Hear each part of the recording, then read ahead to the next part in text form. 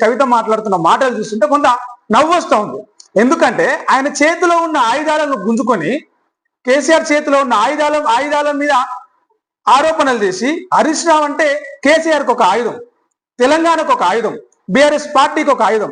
ఇలా హరీష్ రావు అవినీతి చేసిండు కాళేశ్వరంలో, సంతోష్ హరీష్ రావు ఇద్దరు కలిసి అవినీతి చేసిండ్రు, ఆయన చేసిన అవినీతి కేసీఆర్కు మరకలంటిని అని చెప్పేసి మాట్లాడుతూ ఉంది కవిత.